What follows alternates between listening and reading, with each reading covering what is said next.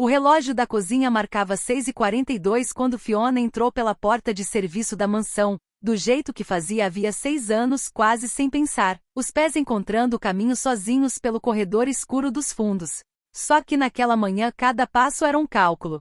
Cada movimento do corpo era negociado milímetro por milímetro, com uma dor que ainda não tinha nome, que ainda não tinha sido admitida em voz alta nem sequer para ela mesma. 12 horas antes, num beco escuro atrás do restaurante onde ela trabalhava à noite, 15 homens tinham cercado Fiona sob a luz fraca de um poste quebrado, rindo enquanto um deles erguia um cano de aço. Ela lembrava do som antes de lembrar da dor, um estalo seco, quase musical, como um graveto grosso se partindo ao meio. Só depois é que veio o resto, o calor absurdo que subiu pelo braço, a náusea, o chão que pareceu se inclinar sob os pés dela. Fiona tinha voltado para casa sozinha, mancando, segurando o próprio braço contra o peito com a mão boa, e tinha passado o resto da madrugada sentada na beira da banheira, enrolando fita adesiva sobre uma revista velha, mordendo uma toalha para não gritar e acordar Tommy no quarto ao lado. Ela não tinha dormido. Não tinha chorado também, não de verdade, não o tipo de choro que alivia alguma coisa. Só tinha ficado ali, tremendo, fazendo contas mentais impossíveis. Quanto custava um pronto-socorro sem plano de saúde? Quantos dias ela conseguiria trabalhar escondendo aquilo? Quanto tempo levaria até que a gangue de Sullivan aparecesse de novo, exigindo o resto da dívida do irmão dela? Às 6 da manhã, Fiona tinha vestido o suéter cinza mais largo que encontrou, prendido o cabelo, engolido 2 analgésicos vencidos que sobraram de uma extração de dente, e tinha saído para o trabalho. Porque não ir trabalhar não era uma opção. Porque cada hora não trabalhada era uma hora menos na conta que ela precisava fazer render. Porque para uma mulher como Fiona, o corpo quebrado sempre vinha depois do aluguel, depois da conta de luz, depois de qualquer coisa que ameaçasse a sobrevivência do pequeno mundo que ela mantinha de pé sozinha, com uma mão só, havia anos. Ela tinha entrado na cozinha da mansão, preparado a bandeja de café do jeito de sempre, leite frio à parte, açúcar mascavo, 2 biscoitos amanteigados na beirada do pires, e tinha caminhado até o escritório principal repetindo, feito um mantra silencioso, a mesma frase: só mais um dia? Só até o meio-dia, você aguenta até o meio-dia. Ela não sabia ainda que aquele seria o último dia em que teria permissão de ser invisível. A porcelana tilintou. Um som frágil, quase patético, que rasgou o silêncio pesado de carvalho e couro daquele escritório. Fiona cerrou os dentes e sentiu mais uma vez o gosto metálico e antigo de sangue seco na própria língua mordida.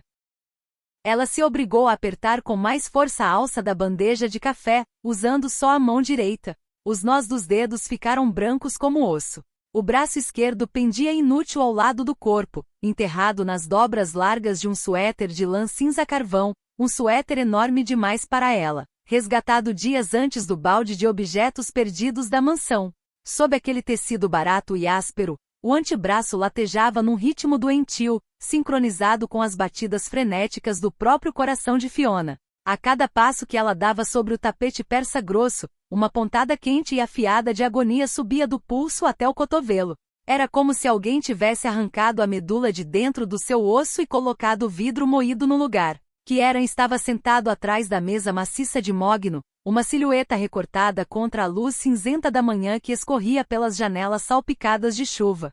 Ele não levantou os olhos. Raramente levantava. Um homem como Kieran Reis não precisava olhar para os empregados para saber que estavam presentes. Ele respirava o ar da própria mansão como um predador que fareja o próprio território. O arranhar da caneta tinteiro contra o papel grosso era rítmico, preciso, indiferente a tudo que existia fora daqueles livros de contas. O escritório cheirava a café preto requintado, a cedro caro, e ao odor permanente e discreto de pólvora que parecia grudado nos ternos sob medida de Kieran. Fiona arrastou de leve o pé esquerdo, só uma fração de centímetro, uma concessão microscópica à dor cegante que disparava do lado do corpo, onde uma bota de ponteira de aço havia acertado suas costelas 12 horas antes. A caneta parou. Kieran não ergueu a cabeça. Mas a ausência súbita daquele som, o arranhar rítmico que parara, foi mais estrondosa do que um tiro dentro daquele escritório silencioso. Você está respirando como um cachorro agonizando, murmurou Kieran. A voz dele era grave, áspera, sem o menor traço de calor humano. Não era uma pergunta. Era uma constatação fria, quase científica, do tipo que se faz sobre uma máquina quebrada. Fiona engoliu em seco, com a garganta fazendo um clique seco e doloroso. Desculpe, senhor. Está me pegando um resfriado. Ela chegou perto da beirada da mesa. A bandeja pesava demais para uma única mão, mas ela não podia se arriscar a usar a esquerda, nunca a esquerda. Fiona apoiou o quadril contra a madeira polida, tentando usar o próprio peso do corpo como alavanca para deslizar a bandeja sobre a mesa sem derrubar as xícaras frágeis de porcelana. Foi então que a manga do suéter roçou a beirada da mesa, e uma pontada afiada de dor subiu pelo braço escondido. Fiona soltou um arquejo involuntário. A mão direita se sacudiu. A bandeja de prata bateu na madeira com um estrondo metálico, e o café preto e quente transbordou pela borda da cafeteira, espalhando-se escuro, sobre o mataborrão imaculado, a centímetros dos documentos de Kieran. Fiona congelou. O silêncio da sala tornou-se num instante absolutamente sufocante. Me desculpe, sussurrou ela com a voz se quebrando no meio da frase. Fiona revirou desesperadamente a bandeja com a mão direita, agarrando um guardanapo de linho para dar tapinhas frenéticos na mancha que se espalhava. Sinto muito, Sr. Reis. Eu limpo agora mesmo. Vou buscar um pano. Kieran ergueu os olhos, devagar. Eram escuros, da cor de ardósia molhada, e completamente vazios de qualquer piedade. Ele observou o esfregar frenético feito com uma única mão. Observou o suor que brotava na linha do cabelo de Fiona, colando fios de cabelo castanho fosco à testa pálida. Observou como o ombro esquerdo dela estava erguido quase até a orelha, rígido, travado num encolhimento permanente, enquanto a manga esquerda do suéter pendia de um jeito estranhamente reto, mais volumosa do que deveria ser. Kieran era um homem que passará a vida inteira desmontando seres humanos, peça por peça. Ele sabia a cara de uma mentira. Sabia o cheiro do medo. Mas mais importante do que tudo isso, ele conhecia a mecânica exata do trauma físico. Havia quebrado ossos suficientes para reconhecer, à distância, a geometria antinatural e precisa de uma fratura defensiva. Fiona trabalhava naquela casa havia 6 anos. 6 anos entrando pela porta de serviço antes do amanhecer, 6 anos aprendendo o silêncio exato que a mansão exigia de quem limpava os pisos dela. Ela conhecia o barulho de cada tábua solta do corredor do segundo andar, sabia em que hora do dia a luz batia direto nos olhos de quem passava café pela janela leste, sabia que Kieran Reis nunca, em 6 anos, tinha dito o nome dela em voz alta antes daquela manhã. Ela era mobília. Era um par de mãos que aparecia, fazia o trabalho, e desaparecia de novo pela porta dos fundos, antes que qualquer um precisasse pensar nela como uma pessoa inteira, com um irmão com uma dívida com um corpo que sangrava. Fiona tinha construído a própria sobrevivência em cima dessa invisibilidade. Ser vista naquela casa era perigoso. E agora ali parada com o braço destroçado exposto sob a luz cinzenta da manhã, ela estava mais visível do que jamais tinha estado em toda a vida, e essa visibilidade parecia mais assustadora do que a própria dor física. Pare, disse Kieran. Fiona continuou esfregando, a respiração saindo em arquejos curtos e apavorados. Já consigo limpar, eu juro. Eu disse para parar. Ele não levantou a voz, mas a ordem carregava um peso físico que a pregou no lugar como um prego. Fiona soltou o guardanapo encharcado. A mão direita ficou suspensa, desajeitada no ar. Ela ficou olhando para a mancha, incapaz de erguer os olhos para o rosto dele. Kieran empurrou a cadeira para trás. O couro gemeu. Kieran se levantou. Ele não era um gigante imponente, mas carregava consigo uma densidade que parecia entortar a própria gravidade da sala. Moveu-se devagar ao redor da mesa, os passos silenciosos sobre o tapete. O instinto de Fiona gritava para que ela recuasse, para que corresse, mas as pernas pesavam como chumbo. Ela pressionou a coluna contra a beirada da mesa, prendendo-se ali sem querer. O cheiro de cedro e de raiva fria a envolveu por completo. Kieran parou a centímetros dela. Ele não olhou para o rosto de Fiona. O olhar dele estava fixo na manga larga e cinzenta que cobria o braço esquerdo. Tire o suéter. Estou com frio, senhor, mentiu Fiona. O suor que escorria pelo seu pescoço a entregou instantaneamente. Fiona, disse Kieran, saboreando o nome. Ele mal a conhecia. Ela não passava de um fantasma que trazia café e esvaziava cinzeiros pela casa. Tire o suéter, ou eu mesmo corto ele com uma tesoura. Fiona fechou os olhos. A derrota inundou mais pesada que a própria dor. A mão direita se estendeu, tremendo violentamente, e tateou o primeiro botão do suéter. Levou 3 tentativas para passá-lo pela casa. Ela empurrou o tecido para fora do ombro direito. Depois, com uma lentidão agonizante, foi puxando a lã grossa pelo lado esquerdo. Ela não conseguia dobrar o cotovelo. Teve que arrastar a manga por cima do antebraço rígido e inchado. Um gemido baixo e patético escapou de seus lábios quando o atrito da tela arrastou contra a pele em carne viva por baixo. O suéter caiu no chão, amontoado. Fiona ficou ali, só de camiseta regata branca e fina. O braço esquerdo ficou exposto sob a luz cinzenta e áspera da manhã. Kieran ficou ali parado olhando.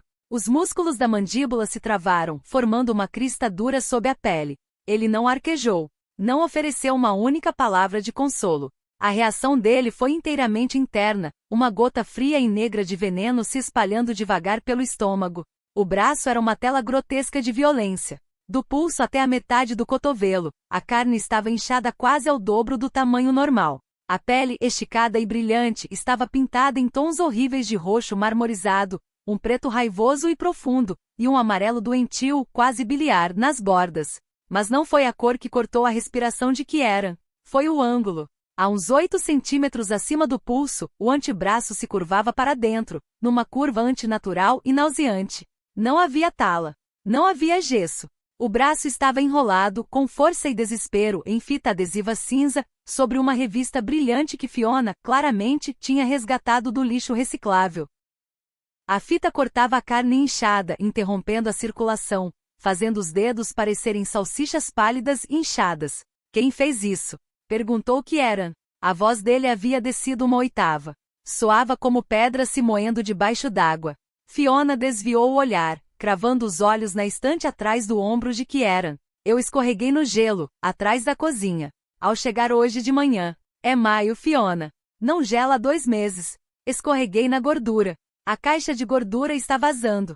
Ela falava atropeladamente agora, as palavras saindo numa avalanche de pânico. Coloquei o braço para amortecer a queda e ele simplesmente quebrou. Estou bem. Eu posso trabalhar, por favor, Sr. Reis. Eu preciso das horas. Consigo trabalhar com uma mão só. Não vou derramar mais nada, eu juro por Deus. Kieran estendeu a mão. Não a agarrou, apenas pousou as pontas dos dedos de leve, quase roçando a pele logo acima da fita adesiva. Fiona estremeceu com tanta força que bateu nas costas contra a mesa. Um soluço rasgado escapou da sua garganta. Uma queda quebra o pulso, disse Kieran com um tom clínico plano, dissecando a mentira com a precisão de um cirurgião. Fratura do escafoide, às vezes do rádio distal. A fratura fica baixa, é resultado do impacto contra o chão. Kieran traçou um dedo no ar, imitando a curva violenta do antebraço de Fiona. Isso aqui é uma fratura na diáfise da una, no meio do osso. Isso só acontece de um jeito. Kieran finalmente ergueu os olhos, encontrando os dela aterrorizados e cheios de lágrimas. Acontece quando você levanta o braço para proteger o crânio de um objeto contundente. Um taco. Um cano. Um pé de cabra. Kieran deu meio passo à frente. O ar na sala ficou espesso, altamente inflamável. Não vou perguntar de novo, Fiona. Quem enfiou um cano no braço de uma empregada minha? Não era paixão o que movia Kieran. Homens como ele não sentiam compaixão. Era um instinto profundamente enraizado, quase primitivo, de posse. Aquela mulher esfregava os seus pisos, respirava o seu ar. Era um elemento fixo dentro da sua casa. Alguém tinha chegado perto de uma coisa que pertencia a ele e tinha batido com um martelo em cima. Aquilo era um insulto, um desacato flagrante e absoluto que exigia um acerto de contas. Fiona balançou a cabeça. As lágrimas finalmente transbordaram pelos cílios, traçando riscos limpos através da poeira e do suor no rosto dela. Se eu contar, eles matam o meu irmão. Por favor, me deixa voltar ao trabalho. Seu irmão, repetiu Kieran, encaixando a peça do quebra-cabeça na hora. Dívidas? Fiona não respondeu. Não precisava. O soluço abafado preso no peito dela já era confissão suficiente. Quem está com o papel da dívida? Você não entende, sussurrou Fiona, com a voz se despedaçando. Não é só um homem. É uma gangue inteira. Me cercaram depois do meu turno no restaurante, ontem à noite. Disseram que o Tommy devia 30 mil para eles. Disseram que o braço era o juro.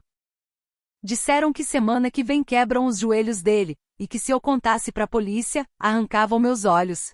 Eu não sou a polícia, disse Kieran. A pura verdade árida daquela frase fez Fiona estremecer. Kieran a observou por um longo momento.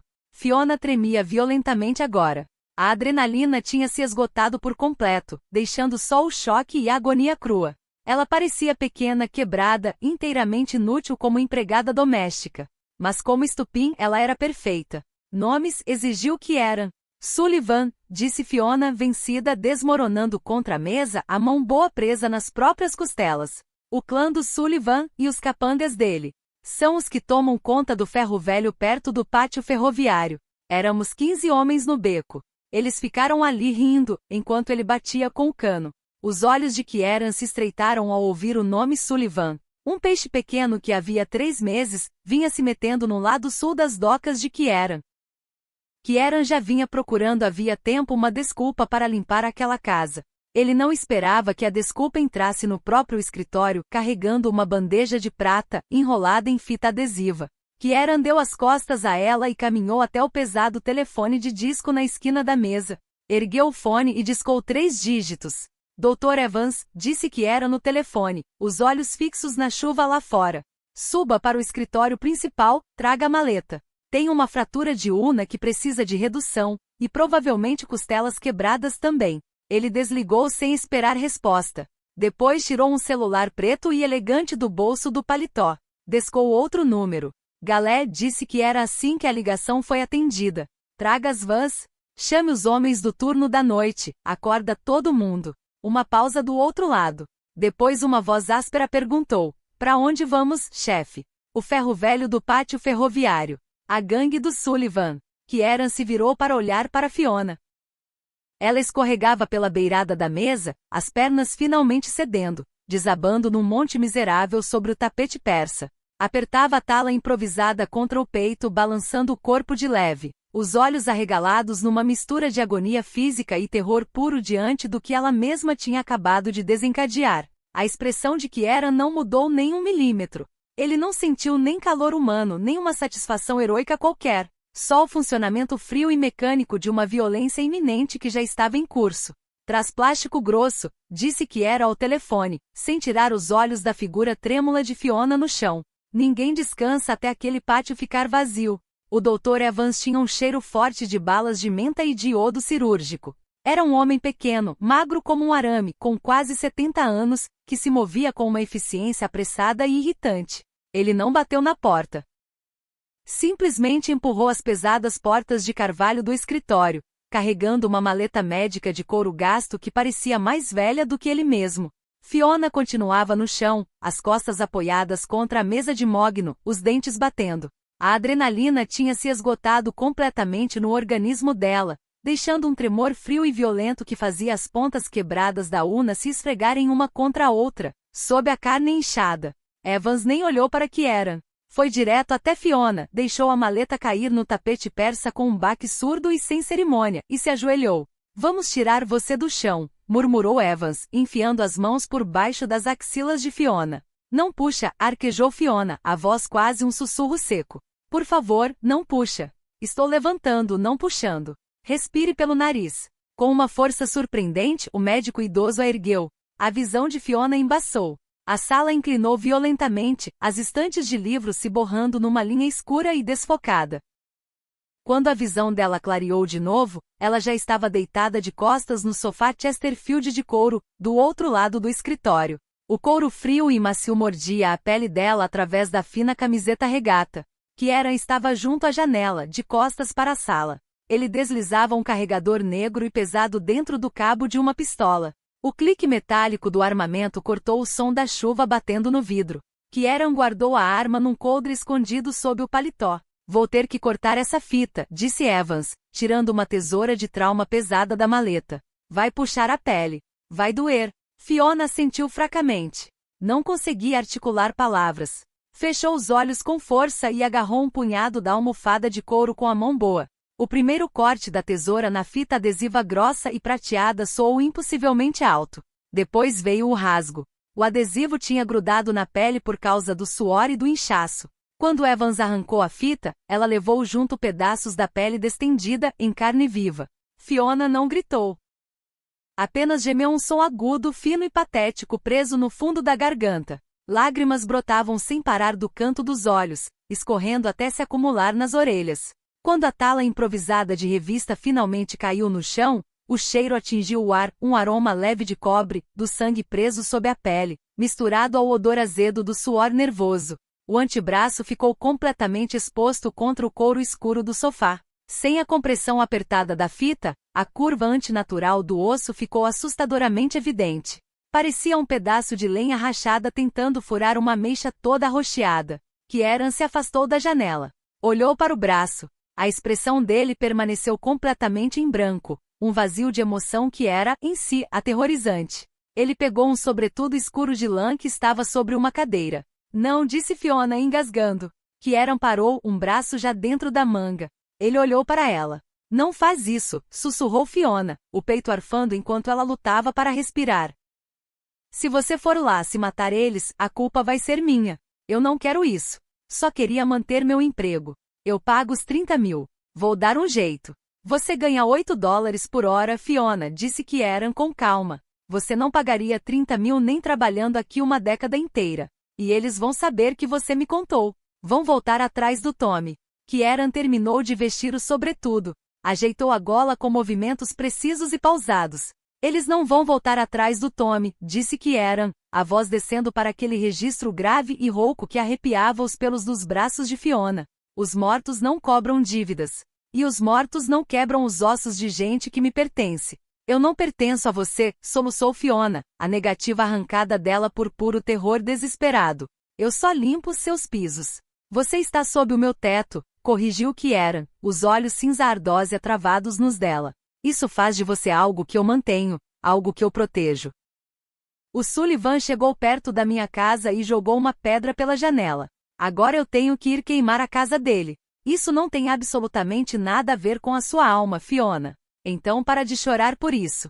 Kieran girou nos calcanhares. Coloca ela para dormir, Evans. Dá o que for preciso para dor. Instala ela num dos quartos de hóspedes do segundo andar. Ela não sai desta casa até eu voltar. Entendido, grunhiu Evans, tirando um frasco de vidro e uma seringa da maleta. Kieran caminhou para fora.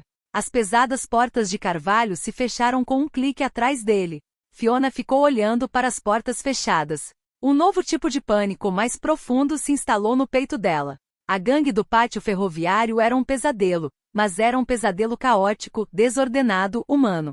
Kieran era uma máquina. Levanta a manga do braço bom, indicou Evans, sacudindo a seringa com a unha. Vou aplicar 10 miligramas de morfina. Assim que fizer efeito, eu puxo o osso e encaixo no lugar. Você vai querer morder alguma coisa.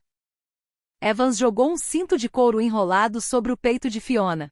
Ela ficou olhando para o teto. O ronco pesado e rítmico do motor do carro de Kieran ligando ecoou lá da entrada da casa. Fiona colocou o cinto de couro entre os dentes. Não era a primeira vez que ela mordia alguma coisa para atravessar uma dor. Fiona tinha aprendido muito cedo, muito antes de existir qualquer dívida ou qualquer Sullivan, que corpos quebrados não tinham direito a fazer barulho. A mãe dela tinha ensinado isso sem querer, chorando baixinho atrás de portas fechadas décadas atrás, num apartamento diferente, numa cidade diferente. Fiona tinha 6 anos quando aprendeu a diferença entre a dor que se podia mostrar e a dor que precisava ser engolida em silêncio, para que ninguém mais pagasse o preço dela. Agora, deitada naquele sofá de couro estranho, mordendo um cinto que cheirava a outro homem, a outra vida, Fiona sentia a mesma lição antiga se repetir. Engula, aguente, não deixe ninguém ver o tamanho real da ferida. Só que dessa vez, o homem parado junto à janela, carregando uma arma, não era alguém de quem ela precisava se esconder com o silêncio. Era de um jeito estranho e perturbador, alguém disposto a incendiar o mundo inteiro por causa daquele mesmo silêncio. Galé dirigia a van da frente com os faróis apagados.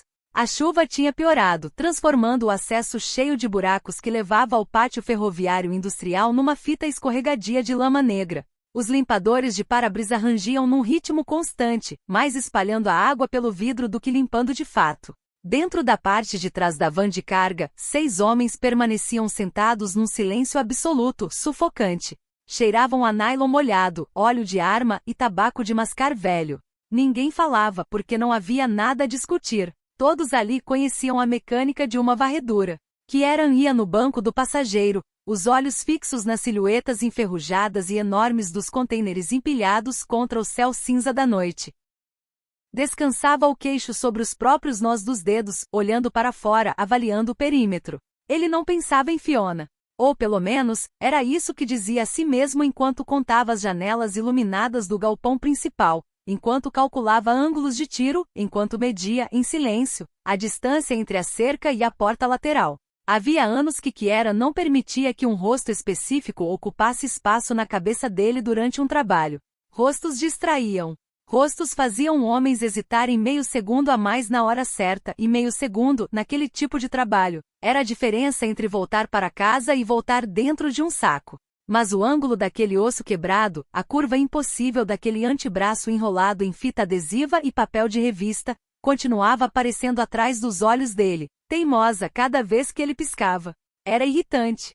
Era ineficiente. E por isso mesmo, exigia uma solução rápida, cirúrgica, definitiva. Kieran não estava indo àquele pátio ferroviário por raiva. Estava indo porque uma variável descontrolada tinha entrado no sistema dele, e sistemas descontrolados precisavam ser corrigidos antes que se espalhassem. Galé, murmurou Kieran, a voz um rumor grave por cima do barulho do motor. Kieran olhava através de binóculos térmicos, dirigindo com o joelho esquerdo apoiado no volante. Um homem num Ford enferrujado perto do portão. Outro fazendo ronda pela cerca com uma lanterna. Lá dentro parecem ter sinais de calor para mais uma dúzia, no galpão principal de zinco. As portas do galpão estão abaixadas. Elimina-os da ronda em silêncio, disse Kieran. Não quero nem um tiro fora daquele galpão.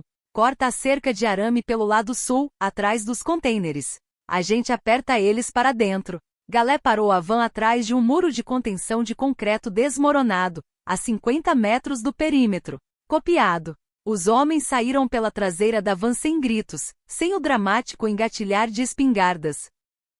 Só o barulho úmido e abafado das botas na cascalho, e o sussurro do equipamento tático pesado se movendo. Kieran saiu para a chuva. A água fria bateu na nuca dele, escorrendo por baixo da gola. Foi reconfortante. Lavava o cheiro enjoativo de sangue e iodo que ainda restava do escritório. Ele caminhou atrás de Galé, navegando pelo labirinto de pneus descartados e paletes de madeira apodrecida. À frente, o vigia que rondava a cerca parou para acender um cigarro. O breve clarão do fósforo iluminou um rosto jovem, marcado por acne, sob um boné dos Yankees encharcado. Galé se materializou das sombras atrás do homem como um fantasma molhado. Um braço grosso envolveu o pescoço do vigia, esmagando a traqueia dele na hora, sufocando qualquer grito. A outra mão de Galé empurrou uma pistola pesada com silenciador contra a base do crânio do homem. Um baque surdo, não mais alto que a porta de um carro batendo, ecoou sob a chuva. O vigia caiu na lama, o cigarro apagando com um chiado dentro de uma poça.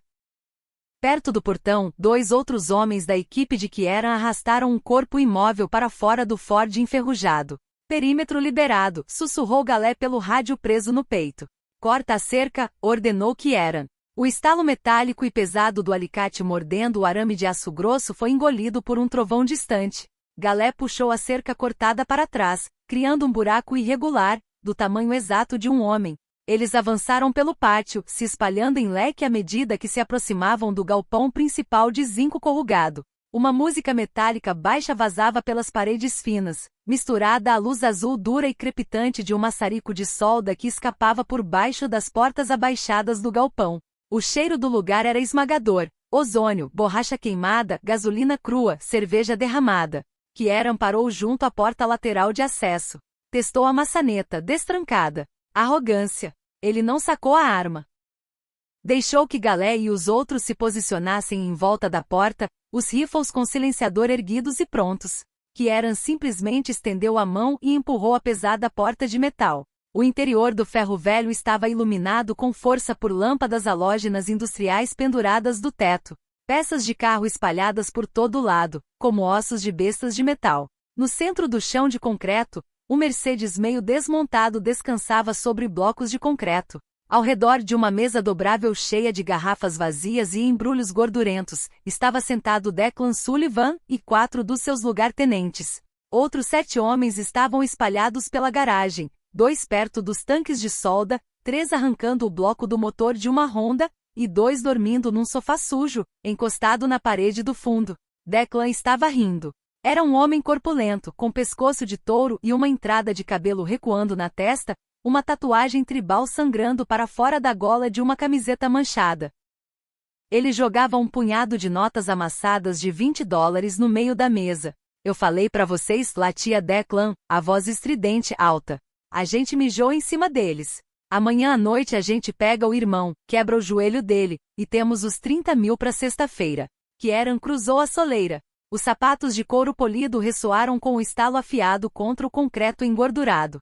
O som não era alto, mas a mudança na pressão do ar dentro daquela sala foi instantânea. A risada morreu na garganta de Declan. O homem perto do maçarico apagou a chama. O silêncio súbito dentro do galpão enorme foi ensurdecedor, quebrado só pela chuva martelando no telhado de zinco. Declan ergueu os olhos, semicerrando-os, tentando processar aquele homem de sobretudo sob medida parado na soleira.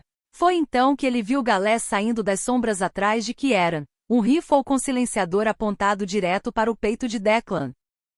As outras sombras da garagem começaram a se mover, os homens de Kieran fluindo para dentro da sala pela porta lateral e pela saída de emergência dos fundos. Uma maré crescente de equipamento tático negro. Quem diabos é você? Exigiu Declan, a mão descendo instintivamente até a cintura. Mão na mesa, disse Kieran. A voz de Kieran não ecoou. Era calma, densa, absoluta. Declan congelou. Olhou para o ponto vermelho do laser pintado no meio do próprio peito. Devagar, pousou as mãos carnudas, sujas de graxa sobre a mesa dobrável. Esse é território do sul. Você trouxe armas aqui sem direito nenhum. Quem é você? Kieran avançou devagar, ignorando os homens ao redor da sala que naquele exato momento, estavam sendo amarrados com abraçadeiras plásticas e forçados a se ajoelhar por sua equipe. Ele caminhou direto até a mesa dobrável. Olhou para as notas de 20 amassadas. Depois, para os dedos sujos de Declan. Você usa um cano de aço, afirmou Kieran. Não era uma pergunta. Declan engoliu em seco. O quê? Quando você cobra os juros. Usa um cano de aço pesado. Kieran pegou uma garrafa de cerveja vazia em cima da mesa, girou na mão, sentindo o peso do vidro barato. É preciso um tipo muito específico de covarde para quebrar a diáfise da Una em 2. É preciso um homem que goste do som de uma mulher chorando. A cor sumiu completamente do rosto de Declan. A arrogância desapareceu, substituída por um pânico cru e sufocante. Espera, você é? Escuta, meu Deus, escuta. A gente não sabia que ela trabalhava para você.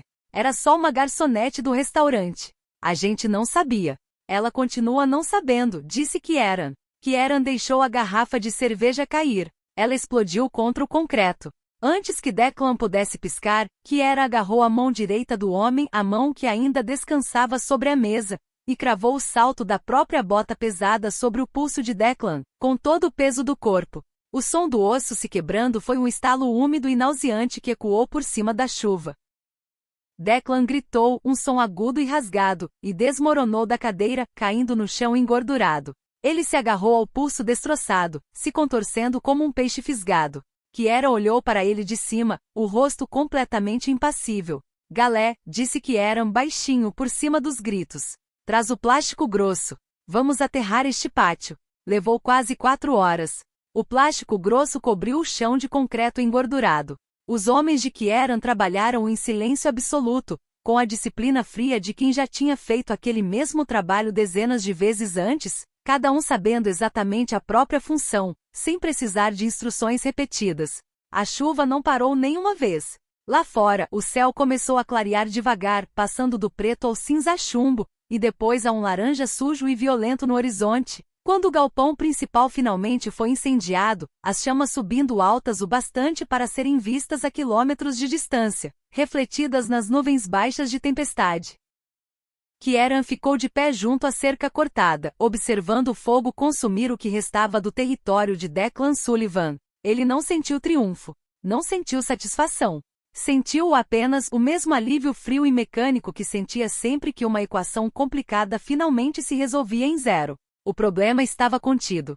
A ameaça extinta. As docas do sul novamente sob controle exclusivo dele. No caminho de volta, sentado no banco de trás da van, com os nós dos dedos latejando e o cheiro de fumaça grudado na roupa, Kieran permitiu-se, pela primeira vez naquela noite, pensar de novo naquele braço quebrado, naquela mulher pequena e trêmula desabando sobre o tapete persa do próprio escritório.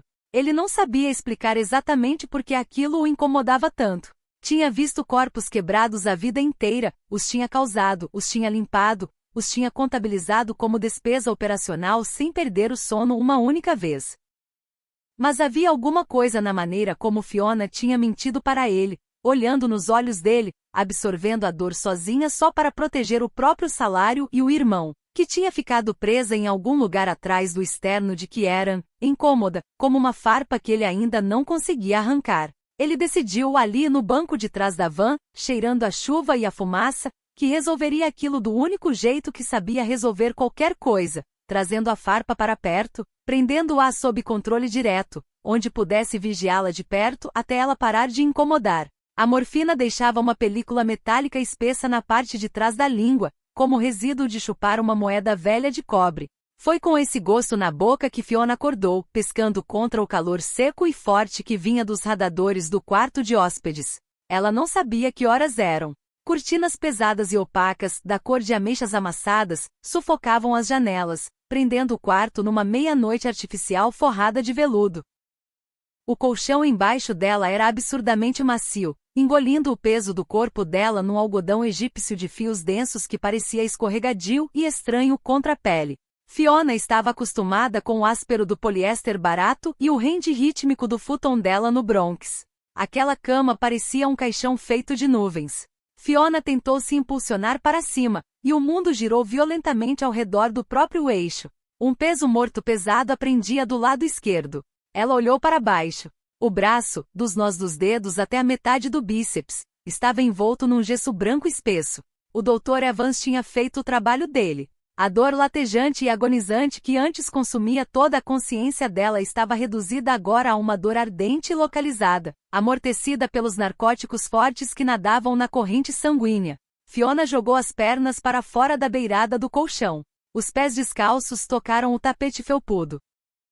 Uma onda quente de náusea a percorreu, obrigando-a a engolir com força e fechar os olhos até a sala parar de girar. Tommy. O nome atravessou a névoa química no cérebro dela como um soco. Se o pátio ferroviário estivesse vazio, se Sullivan estivesse morto, as consequências seriam catastróficas. Notícias viajavam rápido no lado sul da cidade. O vácuo deixado por uma gangue eliminada atrairia abutres antes do amanhecer. E se algum dos agiotas de Sullivan continuasse respirando, ele ligaria para cobrar as dívidas antes de fugir. Tommy não saberia de nada. Tommy sairia do turno na oficina de funilaria e caminharia direto para dentro de um moedor de carne. Ela precisava de um telefone. Fiona localizou um pesado telefone de disco, cor de creme, na mesinha de cabeceira. Lançou-se em direção a ele, o equilíbrio seriamente prejudicado pelo gesso. Agarrou o fone com a mão direita e levou ao ouvido. Sem sinal de descagem. A linha estava completamente morta. A maçaneta pesada da porta do quarto girou com um clique. Fiona se jogou para trás, a coluna batendo na beirada de um armário pesado de carvalho. A madeira afundou nas costelas machucadas, arrancando um arquejo afiado e involuntário de dor por entre os dentes. Kieran entrou. Ele não tinha mais o aspecto do predador intocável e imaculado que estivera sentado atrás da mesa de mogno, 12 horas antes. A ilusão prístina tinha se fraturado. O sobretudo escuro tinha desaparecido.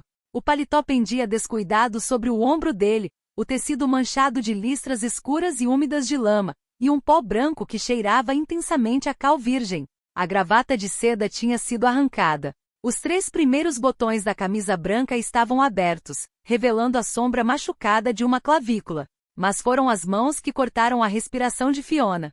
Os nós dos dedos estavam em carne viva, abertos em fissuras feias e dentadas. Sangue seco e escuro se descascava ao redor das cutículas, manchando os punhos brancos da camisa. Kieran cheirava a ozônio, óleo diesel queimado, e o odor pesado e nauseante de cobre de um matadouro. Era o cheiro de um homem que tinha passado a noite fazendo um trabalho físico terrível. Kieran parou a poucos metros dentro do quarto. Não disse uma palavra. Apenas olhou para ela. Os olhos cinza-ardosa estavam injetados de sangue, cercados por olheiras profundas e machucadas de exaustão. Ainda assim, rastreavam Fiona com o foco fixo e aterrorizante de um réptil. Você não deveria estar em pé, disse Kieran. A voz dele era um sussurro rouco e oco, completamente vazio de qualquer inflexão. Meu irmão, arquejou Fiona, a garganta pesada como areia. Eu preciso usar o telefone. A linha está cortada. Eu desliguei a caixa de distribuição lá embaixo, respondeu Kieran, jogando o paletó destroçado sobre uma poltrona de veludo. O paletó bateu na estofa com um baque metálico e surdo, sugerindo que a arma ainda estava no bolso. Ninguém faz ligações saindo desta mansão hoje. Os rádios da polícia não pararam de tocar desde as 4 da manhã. Fiona se agarrou à beirada da penteadeira, os nós dos dedos brancos. O que você fez? Era uma pergunta idiota. Fiona já sabia exatamente o que ele tinha feito. Dava para sentir o cheiro naquele homem. Kieran caminhou devagar até o pequeno banheiro suíte anexo ao quarto de hóspedes. Parou na soleira, apoiando a mão no batente. Parecia completamente exausto, mas vibrava quase visivelmente com uma adrenalina residual e horrível. O clã Sullivan não tem mais nenhum papel nesta cidade, disse Kieran, com o tom clínico de quem informa uma queda na bolsa de valores. O ferro velho deles queimou até os alicerces por causa de um infeliz incêndio elétrico. Os 15 homens que estavam lá dentro não foram localizados antes do teto desabar. O estômago de Fiona despencou. 15 homens apagados entre a meia-noite e o amanhecer. Tudo porque ela não tinha conseguido carregar uma bandeja de prata sem se encolher de dor. A escala desproporcional daquela violência deu vontade de vomitar nela. Você matou eles, sussurrou Fiona, a realidade finalmente dissipando os últimos resquícios da morfina. Todos eles. Eu corrigi um descuido, corrigiu Kieran, abrindo a torneira de latão da pia do banheiro. A água jorrou alta e áspera no quarto silencioso. Eu te disse. Quem joga uma pedra na minha casa, eu queimo a dele. São os fundamentos econômicos do respeito. Kieran enfiou as mãos destroçadas debaixo da água corrente. A água que se acumulava na bacia de porcelana ficou na hora de um rosa enferrujado e diluído. Kieran pegou o sabonete, espumando com força sobre os nós dos dedos partidos. O sabão ardia. Fiona podia ver os músculos do antebraço dele se contraindo, tremendo, mas o rosto permanecia como uma máscara impassível, sem emoção nenhuma. Eu preciso ir, disse Fiona, a voz tremendo violentamente. Tenho que achar o Tommy. Tenho que tirar ele da cidade. Tommy está lá embaixo, disse Kieran por cima do som da água corrente. Fiona congelou. O sangue sumiu completamente do rosto dela. O quê? Kieran enxagou as mãos, pegou uma toalha branca grossa e secou os dedos. Metodicamente jogou a toalha molhada sobre o balcão e se apoiou no batente da porta, olhando para Fiona com uma expressão que beirava o tédio absoluto. O galé pegou ele no apartamento dele há 3 horas, disse Kieran. Agora mesmo ele está sentado na minha cozinha, bebendo suco de laranja e se esforçando muito para não sujar a calça. Você não precisa fugir para lugar nenhum, Fiona. O livro está limpo. Kieran fez uma pausa, os olhos escuros travados nos dela, dilacerando qualquer ilusão de resgate. Mas nós vamos ter uma conversa muito clara sobre o que acontece a partir de agora. Tommy tinha exatamente a aparência do que ele era, um rapaz de 22 anos que tinha passado a última semana esperando uma bala na nuca. Estava sentado, rígido num banco alto de aço junto à enorme ilha de mármore no centro da cozinha de Kieran. Se afogava numa jaqueta de mecânico desbotada, grande demais, os joelhos batendo num ritmo frenético e incessante. Quando Fiona entrou na cozinha, vestindo uma calça de moletom emprestada e segurando o gesso pesado contra o peito, Tommy praticamente caiu do banco. Fi, disse Tommy, a voz se quebrando. Tommy se esgueirou pelo balcão, agarrando o ombro bom dela. Cheirava a cerveja velha, óleo de motor e suor frio. Ele olhou para o gesso enorme e branco, os olhos se arregalando de horror. Meu Deus, você se machucou. Mas Fi, eu sinto muito. Eu sou tão idiota. Sinto muito mesmo. Estou bem, Tommy, mentiu Fiona, a voz tensa. Ela o abraçou num abraço desesperado, de um braço só, enterrando o rosto no pescoço gorduroso da jaqueta dele. Tommy tremia como uma folha. Fiona conseguia sentir as costelas dele através da camisa. Tommy tinha parado de comer, dias atrás. Está engessado. Não dói. Você está bem. Fizeram alguma coisa com você. Não, balbuciou Tommy, se afastando para olhar para ela freneticamente. Um cara enorme, com uma cicatriz, arrombou minha porta, mandou eu calçar os sapatos e me trouxe aqui. Fi, o que diabos está acontecendo? As notícias estão uma loucura. Dizem que o pátio do Sullivan explodiu. Dizem que é uma guerra de máfia. Tommy tinha 22 anos e já parecia ter carregado o peso de 20 vidas inteiras. Fiona conhecia cada detalhe de como o irmão tinha chegado até aquela mesa de apostas clandestina, o pai que os dois nunca conheceram direito, a mãe que trabalhava 2 turnos e ainda assim mal cobria o aluguel, as noites em que Tommy, com apenas 19 anos, tinha começado a apostar pequeno, $20 aqui, 50 ali, só para sentir por um instante que ele também podia controlar alguma coisa na própria vida.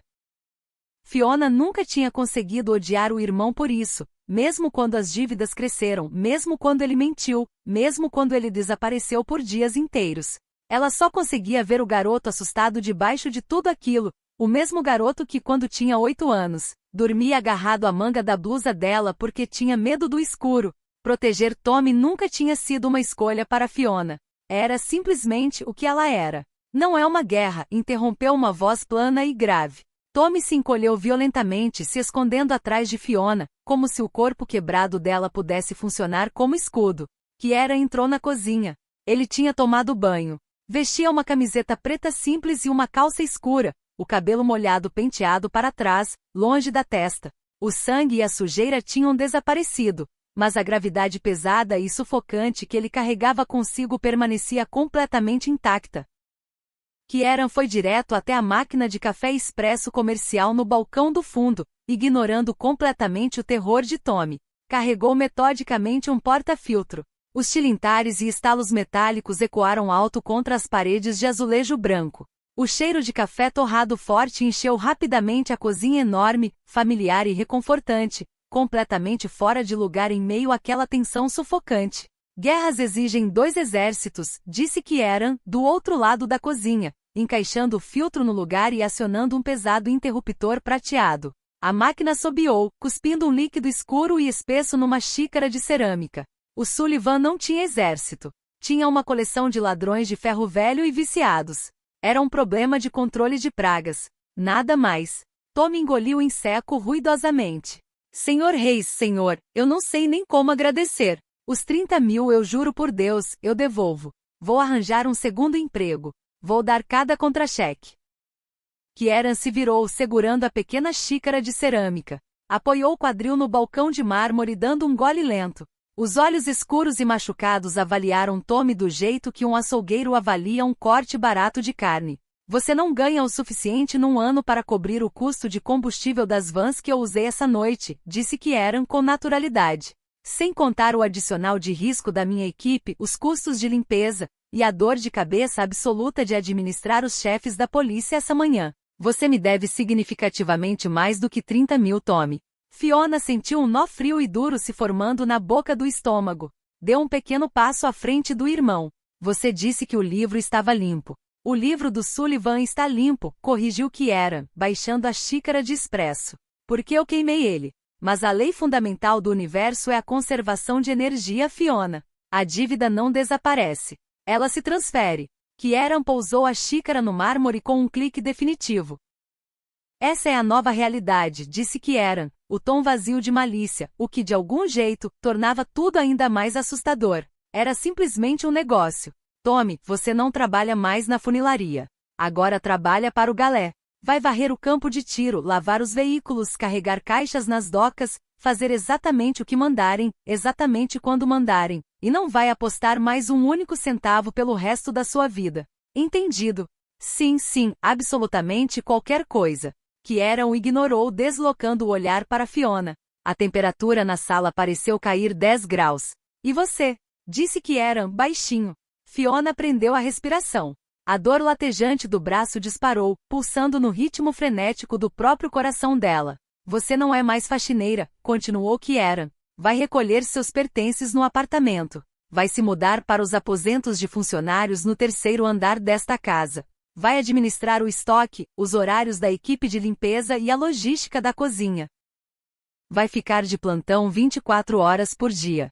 Tenho o braço engessado, disse Fiona, a voz tremendo numa mistura de desafio e terror absoluto. Não posso esfregar chão. Eu não pedi para você esfregar chão. Pedi para você gerenciar as pessoas que fazem isso. Kieran se afastou do balcão e caminhou devagar até ela. Tommy recuou instintivamente, mas Fiona se manteve firme, mesmo com os joelhos bombos como água. Kieran parou a 60 centímetros dela. Estendeu a mão, os nós dos dedos partidos e machucados, parando a 1 centímetro do gesso que cobria o braço de Fiona. Ele não a tocou. Só ficou olhando para o estrago que agora pertencia a ele. Agora você me pertence, disse Kieran baixinho. As palavras não tinham calor romântico nenhum. Soavam, ao invés disso, como o fecho de uma grilheta de ferro. Os dois respiram o meu ar, comem a minha comida, vivem sob o meu teto. E em troca, ninguém nesta cidade vai olhar 2 vezes para vocês. Vocês estão sob a minha proteção.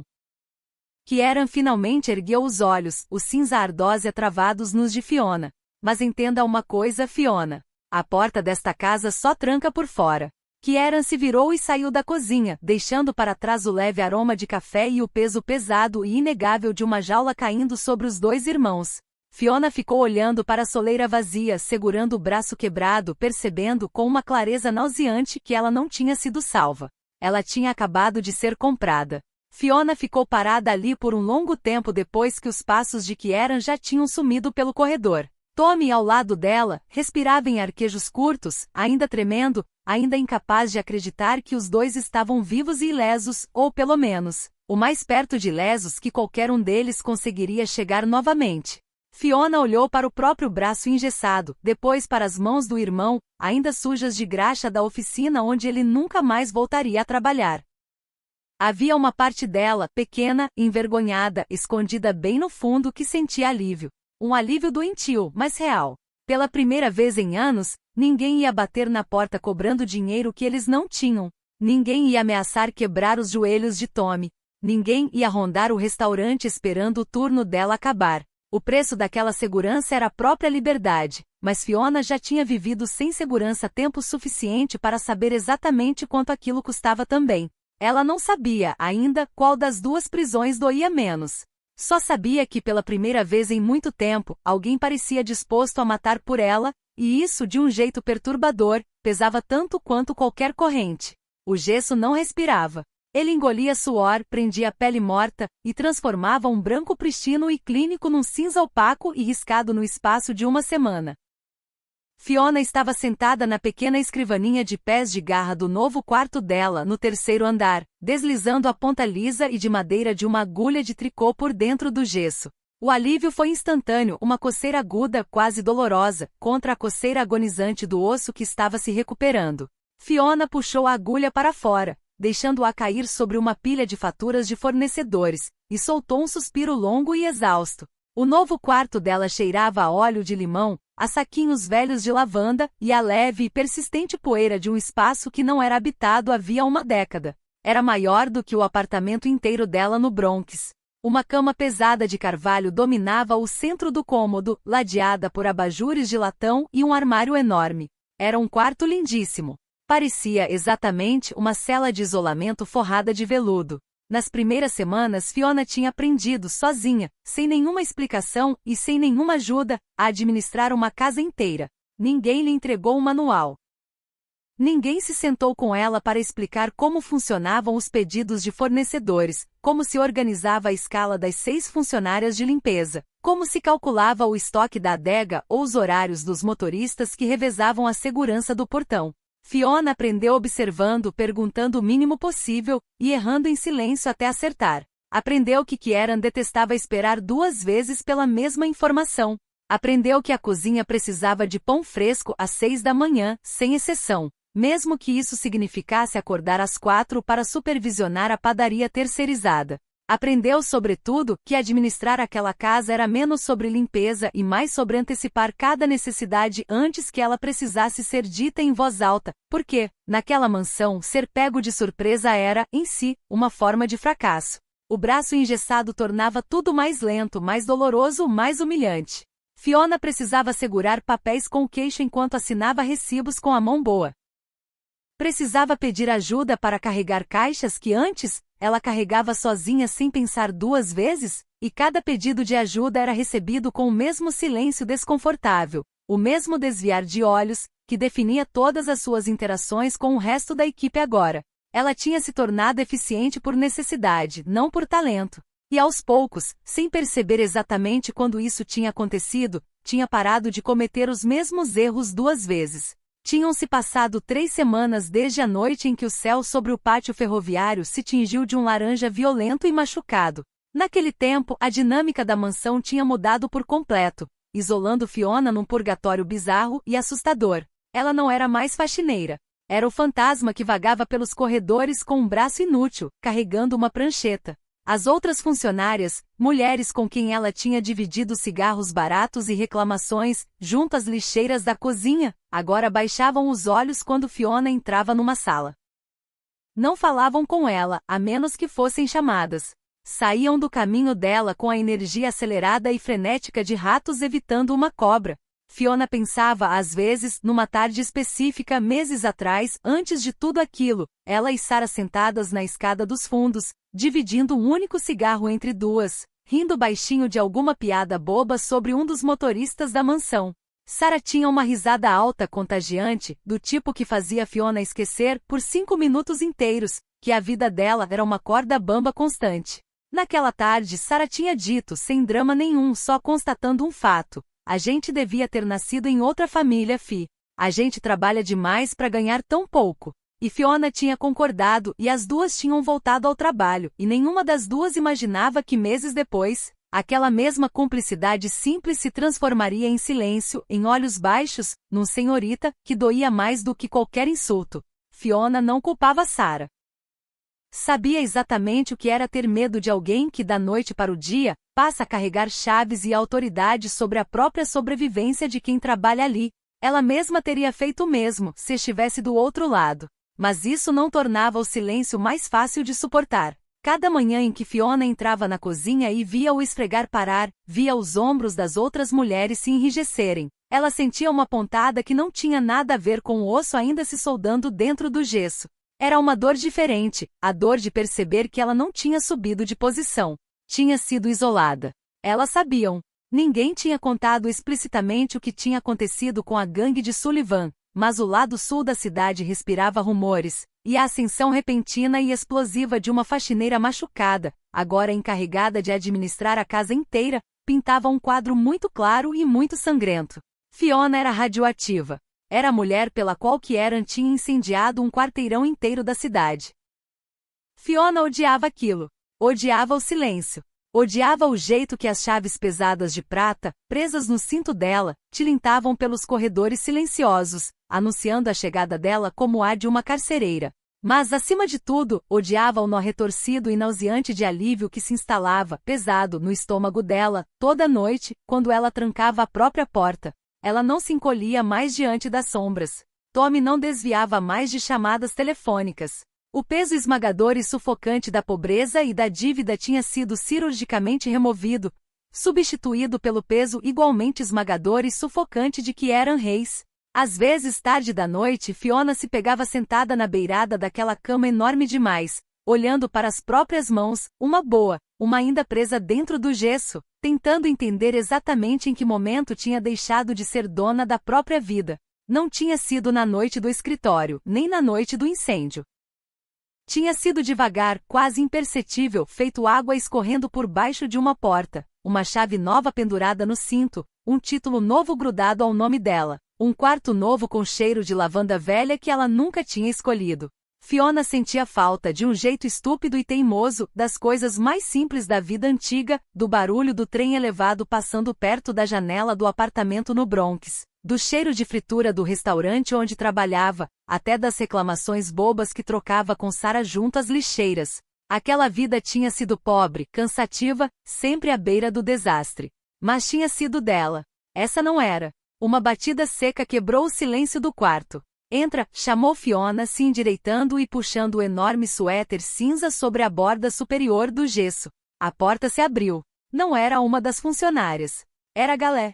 O guarda-costas enorme preenchia toda a soleira, cheirando a lã molhada e tabaco frio. Ele não entrou. Nunca entrava. Galé tratava Fiona com uma distância cuidadosa e calculada, como se ela fosse um explosivo ativo em cima de uma mesa. O chefe quer os livros de contas mensais da casa, resmungou Galé, os olhos fixos na parede, acima da cabeça de Fiona. E quer o jantar no escritório principal. Hoje ele pula a sala de jantar. Fiona engoliu em seco, a garganta subitamente seca. Já baixo com os livros. Fala pro pessoal da cozinha preparar a bandeja. O pessoal da cozinha saiu há 1 hora, Fiona. Já são mais de 9. Galé mudou o peso do corpo de um pé para o outro. Você é a encarregada. Você resolve. Galé se virou e caminhou pelo corredor, as botas pesadas silenciosas sobre o carpete grosso. Fiona fechou os olhos por um segundo breve e miserável. 20 minutos depois, Fiona equilibrava uma bandeja de prata contra o quadril, usando a mão boa para estabilizar um prato de rosbife frio, queijo cheddar forte e meia forma de pão de fermentação natural. Os livros de contas estavam presos desajeitadamente por baixo do braço quebrado, pressionando dolorosamente contra as costelas, que ainda doíam com um ritmo surdo e machucado. Ela chegou às pesadas portas de carvalho do escritório. Não bateu. Kieran se incomodava quando alguém batia enquanto ele esperava alguém. Fiona baixou a maçaneta com o cotovelo e se esgueirou para dentro. O escritório estava mal iluminado, só pela luz de uma lâmpada de banqueiro de latão sobre a mesa de mogno, e pelas brasas moribundas na enorme lareira de pedra. Kieran estava reclinado na poltrona de couro, os óculos de leitura apoiados baixo na ponta do nariz. Ele revisava uma pilha de manifestos de carga, segurando um copo de líquido âmbar na mão direita. Não ergueu os olhos quando Fiona entrou. Fiona atravessou a sala, o silêncio se esticando tenso. Chegou até a mesa e deslizou desajeitadamente a bandeja sobre a madeira polida. O prato chacoalhou levemente. Fiona fez uma careta, esperando uma repreensão, mas Kieran apenas virou uma página. Os livros de contas, disse Fiona baixinho, deslizando os pesados livros encadernados em couro, de debaixo do gesso, até o canto da mesa. Kieran finalmente ergueu os olhos. Estavam exaustos. As olheiras se destacavam visivelmente contra a pele pálida. Kieran olhou para os livros, depois para a bandeja e finalmente para Fiona. Deu um gole lento de uísque. Você está emagrecendo, observou Kieran, a voz um sussurro suave e grave na sala silenciosa. Fiona se enrijeceu. Como bem, senhor. Come como um pássaro que espera a porta da gaiola se fechar em cima do próprio pescoço, respondeu Kieran, tirando os óculos e jogando-os sobre a mesa. Kieran se inclinou para a frente, apoiando os antebraços no mata-borrão. Suas maçãs do rosto estão afiadas o bastante para cortar vidro, e as olheiras sugerem que você não dorme mais de 3 horas por noite desde que se instalou lá em cima. Fiona desviou o olhar, cravando os olhos nas brasas da lareira. É a cama nova. É só uma questão de me acostumar. É medo, corrigiu Kieran com franqueza. Você acorda esperando que eu suba as escadas para cobrar a dívida. A verdade crua e sem enfeites daquelas palavras ficou suspensa no ar, sugando o oxigênio da sala. Os dedos de Fiona se fecharam em punhos contra as próprias coxas. Ela se obrigou a olhar para ele de novo. Pode me culpar. Você me disse que eu pertenço a você. Você matou 15 homens por uma dívida de jogo de $30.000. O que eu deveria pensar? Kieran não piscou. Estendeu a mão e pegou um pedaço do queijo cheddar forte no prato, examinando por um segundo antes de deixar cair de novo. Eu matei 15 homens porque o clã Sullivan estava, há 6 meses, desviando carga dos meus contêineres nas docas do sul. E isso precisava de um escarmento, disse Kieran, com um tom completamente casual de conversa fiada. O fato de eles terem batido numa mulher que mora sob o meu teto só forneceu a justificativa pública necessária para a limpeza. Provou que eu protejo os meus ativos, todos, até a última pessoa da folha de pagamento. Fiona sentiu um golpe frio de traição, seguido rapidamente por uma onda escura e cínica de compreensão. Então eu fui só uma desculpa conveniente. Você foi um catalisador, corrigiu Kieran, sem se abalar. Um catalisador muito mal cronometrado e muito machucado.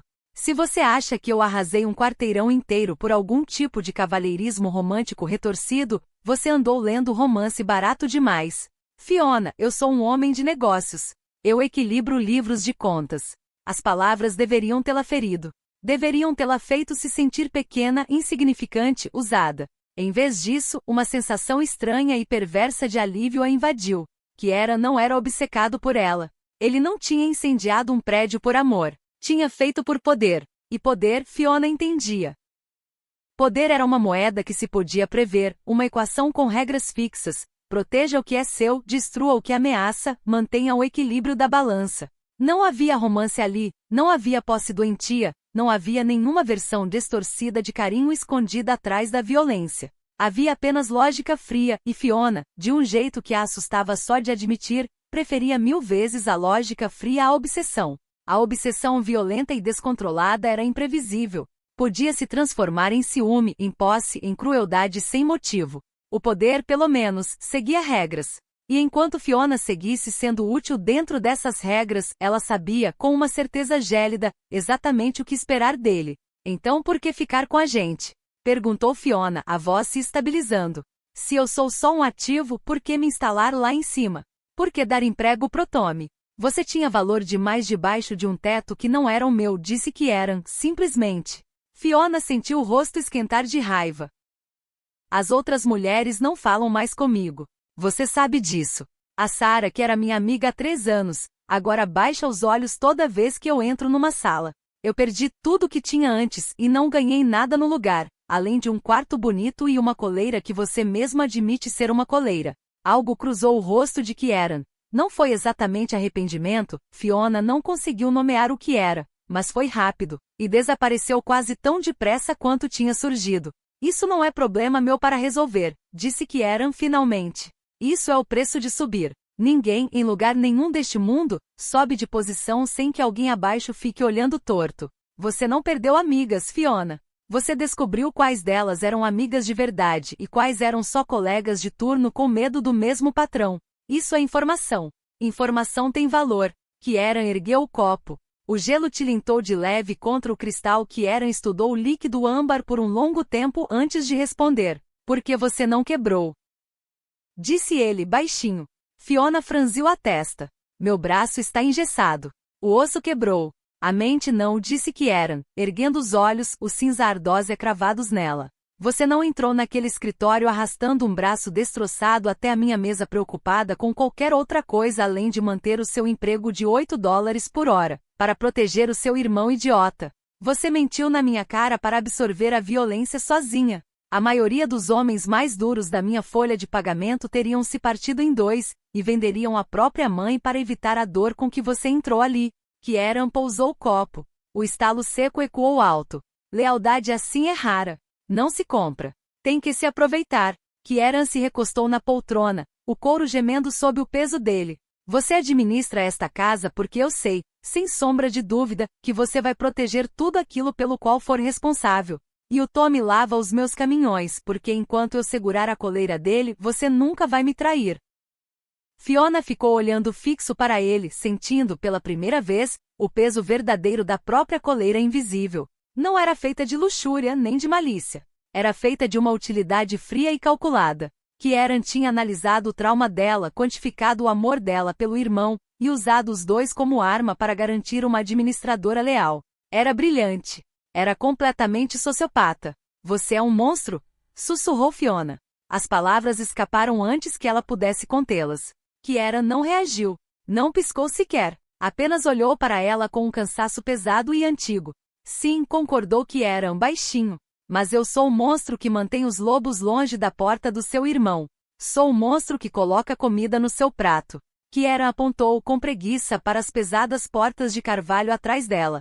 Você é livre para sair agora mesmo por aquela porta, Fiona. O galé não vai te impedir. Eu não vou te impedir. Você pode voltar pro Bronx.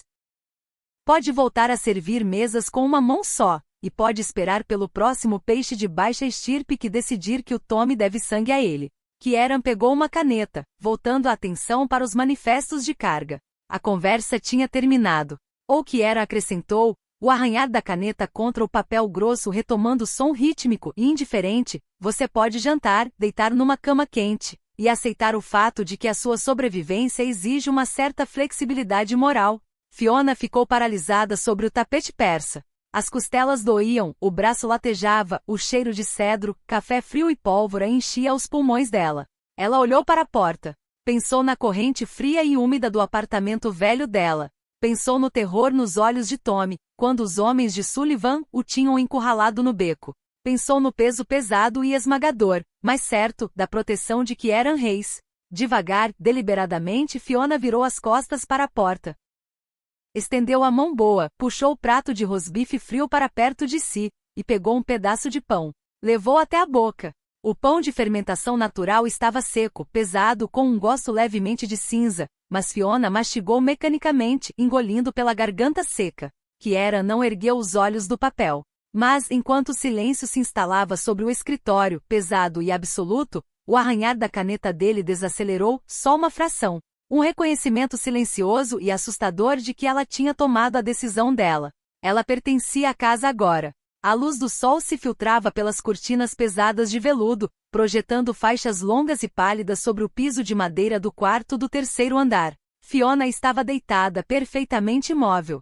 O braço esquerdo descansava sobre o edredom grosso de plumas, uma âncora branca e sólida, mantendo-a no lugar. A dor cegante e agonizante finalmente tinha cedido, se degradando numa dor profunda e administrável, uma residente pesada e permanente dentro dos próprios ossos dela. Ela não saiu correndo da cama, num pânico cego. Pela primeira vez em 6 anos, o murmúrio tranquilo da manhã não soou como o tiro de largada de uma corrida que ela estava condenada a perder. Ela se vestiu desajeitadamente, lutando para passar uma blusa de seda preta e larga por cima do gesso volumoso. Era um tecido caro, que ela tinha encontrado pendurado no armário enorme 2 dias antes, sem nenhum bilhete. Cheirava de leve a sabão sem perfume e ao dinheiro frio e intocável. Fiona prendeu com cuidado a manga vazia do lado esquerdo no ombro, escondendo a utilidade crua do gesso sob o drapeado elegante da seda.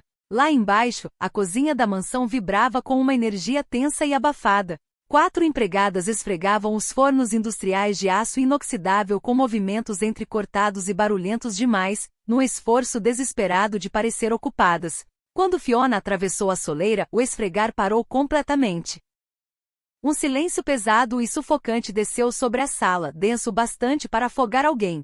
Sarah, disse Fiona. A voz dela soou completamente estranha aos próprios ouvidos. Mais plana, mais pesada, sem aquela ponta frenética de por favor, não me demite que ela carregara durante anos. A prataria da sala de jantar formal precisa ser polida antes do meio-dia. E confere o estoque do porão sobre o creme de leite espesso. Ontem faltou. Sarah, uma mulher 10 anos mais velha que Fiona, com quem ela costumava trocar reclamações e cigarros pela metade junto às lixeiras, engoliu em seco. Não olhou nos olhos de Fiona. Assentiu, cravando os olhos no chão polido. Agora mesmo, senhorita Fiona. Senhorita. O título tinha gosto de cobre e de cinza. Fiona não a corrigiu. Não podia. A divisão já estava gravada em pedra. Ela só fez um único aceno tenso de cabeça, pegou uma xícara de café preto com a mão boa, e saiu. O esfregar recomeçou instantaneamente atrás dela, um raspar frenético e desesperado. Ela não era mais amiga delas. Era a carcereira. Do lado de fora, a cascalho da entrada estalou sob os pneus pesados de um SUV blindado de segurança. Fiona estava de pé no terraço amplo dos fundos, o ar frio da manhã mordendo através da blusa fina de seda. Lá embaixo, junto às garagens enormes e independentes, Tommy arrastava uma esponja ensaboada pelo capô de um Mercedes à prova de balas. Ele usava botas de borracha pesadas e um macacão de mecânico azul escuro. Ele parou, limpou o suor da testa com as costas do pulso, e ergueu os olhos para o terraço. Por um longo segundo esticado, os dois só se olharam, através do gramado cuidado e molhado de orvalho. Tommy parecia completamente exausto, os ombros permanentemente caídos sob o peso da nova realidade dele. Mas a energia frenética e acuada que tinha definido a existência dele durante o último mês, o tremor apavorado de um garoto esperando uma bala, tinha desaparecido por completo. Ele não olhava mais por cima do próprio ombro. Nenhum dos dois sorriu. Não havia nada ali para sorrir. Mas Fiona ergueu a mão boa, um gesto pequeno e cansado. E Tommy, do outro lado do gramado, ergueu a esponja de volta, num aceno igualmente pequeno. Eles estavam vivos. Estavam a salvo. E pela primeira vez em muito tempo, ninguém ali precisava fingir que aquilo não custava caro. Fiona pensou em todas as versões diferentes da própria vida que ela poderia ter tido, se as coisas tivessem acontecido de outro jeito.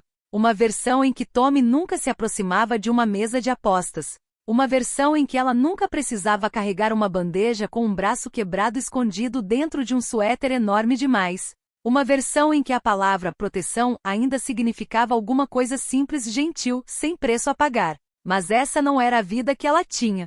Essa nunca tinha sido uma opção real, não para pessoas como ela e Tommy, nascidas do lado errado de uma cidade que só protegia quem já tinha dinheiro suficiente para nunca precisar de proteção. O que ela tinha agora era isso: um irmão de pé inteiro com os ombros finalmente relaxados, um teto que não vazava, uma dívida que não era mais deles para pagar, e um homem lá dentro, atrás de portas de carvalho, que via os dois não como pessoas a amar, mas como bens a proteger. O que de um jeito estranho e doloroso, ainda era mais do que qualquer outra pessoa na vida deles já tinha oferecido. Fiona respirou fundo o ar frio da manhã, sentindo o peso do gesso, o peso das chaves de prata no cinto, o peso invisível, mas absolutamente real, da coleira que Kieran Reis tinha colocado ao redor de toda a vida dela. Ela virou-se e entrou de novo na mansão para administrar mais um dia dentro da jaula mais confortável, mais segura e mais aterrorizante que ela já tinha conhecido.